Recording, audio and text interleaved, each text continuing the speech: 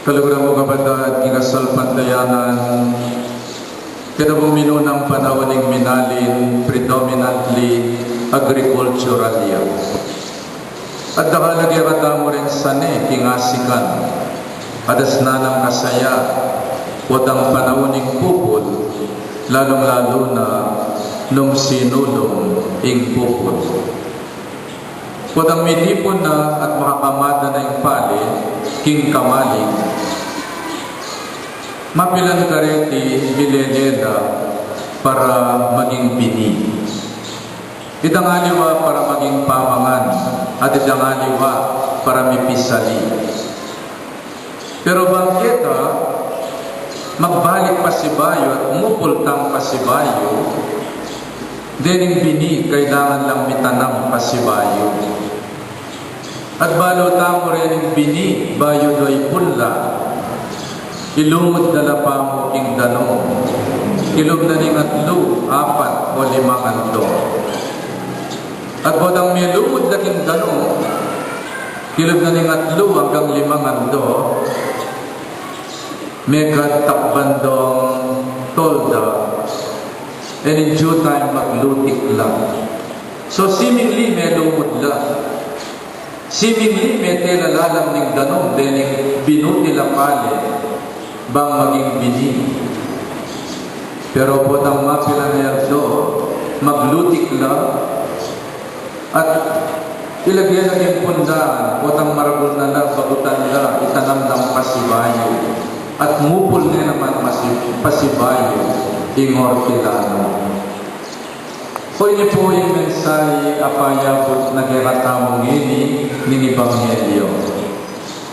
Nga nang sinabi ng Ginoo, ing kabinutilat pale, manatili ang metong mo, subali mo nung iti mabaldog yaking gabon at mati.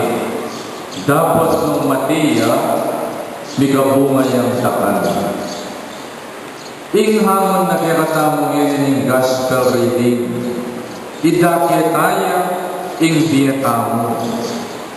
Ing kabalduga na ing biye, at suya getang ibiyeme ing biyemo. Nyabin din ing Griego, buride nga kitang kumakasabi Jesus. Menegawan lang ang Felipe, at Felipe, sinabi na kang Andres, at ilang adwa, linapit lang ang Jesus. These are Greeks. Pagano lang. Mabibigyan na kitang karangyaan, the glory that was Rome, and the grandeur that was Greece. Para karela yung biye, grandiosity, glorifying oneself. In kultura na rin Griego, it is self-glorification and self-gratification. Pero namin sinabi na ng Ginoo, may parangalan niya, kapamilatanan ng kayang pamaylasa, kamatayan, at pamanyubling mepye. This is our moment of glorification. Ing kayang pamaylasa, ing kamatayan, at pamanyubling ng mepye ng Ginoo. Yung kayang parangalanin ng Diyos, ing kayang anak, king kayang pamaylasa, at king kayang kamatayan. Parang alam tayong Diyos, karingya katamong pamibiyebye, potang daralan tang pamaylasa, kamatayan, at pamanyubling biye, at pamagbayong biye. We glorify God, potang magbayo tamong ugali. We glorify God, potang darawang talakaya, rin sablang kasakitan tamo. We glorify God, potang meke tamo maring bisyo tamo, bang tuntunan ing daklat ning bayong biye kambe ng Kristo. Dening Griego edem wikit Jesus, edem wakasabi Jesus, nune tiro na lang Jesus, sa tabalo na kang Jesus, nung namin tunay ng kabaldugan ning biye. What is the real meaning of life? The meaning of life is to give it and to share it to other people. Nyabin kayong pumamanong kapampangan, as nanay kasantingin biye. Biye, means life. Bie means to give. At yung kabaldugan na ng bie, ibieme. Para karingali ang tao. Eme sa sarili na ng bie mo. Nga napinitang movie Papillon. The greatest crime a human being can commit is a wasted and selfish life. Puta ka ng sarili na ng bie mo. Medong yang marulak kriben, agiwa mo. Putang ime tinake ing biyem. So my dear brothers and sisters, this is the challenge of the Lord today in our gospel. Let us give our lives. Let us share our time, our talent, and treasure for the good of other people. Mabiyeta mo ngini, kuling dinake dari pengari taming bieda para kaya katamo. Without counting the cost, inggarelang sakripisyo, binyedeng bieda, so that we might live. And in return to their love and sacrifices, sana naman itamo. Masaya tamong ibalik in kasuyuan tamo, karing kaya katamong pamilya. Kaya sana maging matamad king balay mo, nung ka rin ay nakauto si mamo. Yari na kang kulay pabayat ka pa, pati nga kung kang kira-kira. Hala kang diskarte, kabisang mantunobra, talasawa na ka, magobra, makanano yung pamilya mo. Give your time, yourself, your talent and treasure for the good of other people. Sana naman we are more than willing to serve our family. Uling ko ang mipapanyuyuta mo, king metong at metong, mipaparangalan niya yung pamilya. Mipaparangalan niya yung pamilya tamo, uling magobray tatangang ko iba. Uling pamipida ka tamo, uling concern na kaya kinabukasan tamo. Mipaparangalan niya yung pamilya when we serve one another in the family. Gagawan mo yung buro yung sarili mo, potang masyado kang makasarili timbiya mo.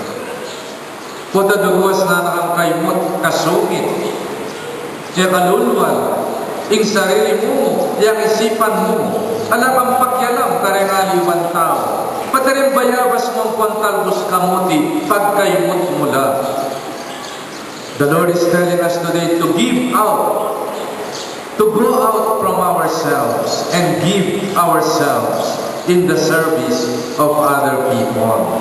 Then we will find the meaning of life. Nyapin nga ng San Pablo, kitang mumuna ng sulat, kitang kaduang pamamasa. Walang sino man ang nabubuhay para sa sarili lamang. Walang sino man ang namamatay para sa sarili lamang. Tayong lahat ay may pananagutan sa isa't isa. May we be aware of our social responsibility. Kaya tayo sana sa sarilinan, imbiyatamo. Let us be more than willing to serve our family, our community, our society. Nya salamat karingagan ng organizations tamo, Workers for Christ, Dingkiratamong different family life movement within the parish, Barangay Pastoral Council, Parish Pastoral Council, for giving your time, your talent, and treasure for the good of our parish. That is a very, very meaningful life. Potang mag-serve ka, potang dinaki ang sarili mo, para kayong pamilya mo, para kayong komunidad mo, para kayong parokya mo, talakad ka mo.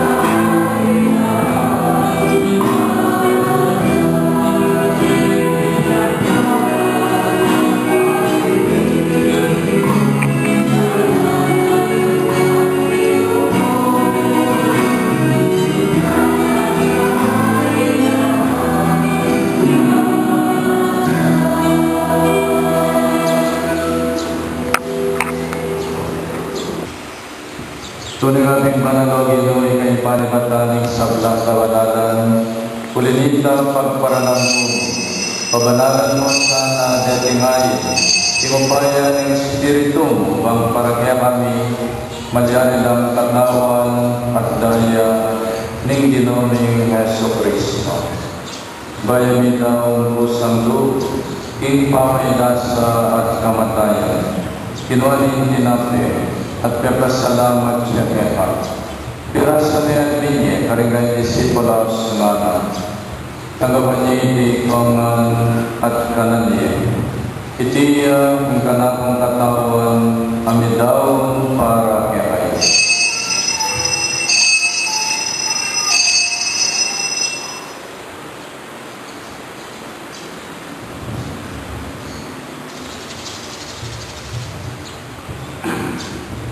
Mahalin mo naman kay Batning Apunan kinuha ng kalis, kasi bayo yung pagkasalamat kaya.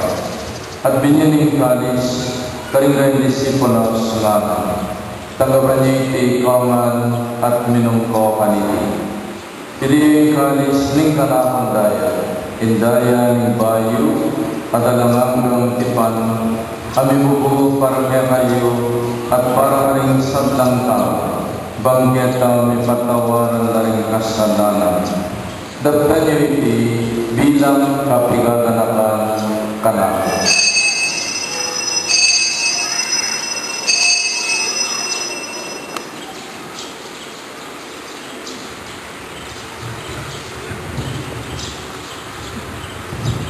Ipasyal tayo ngayong misteryo ng kasapantayan.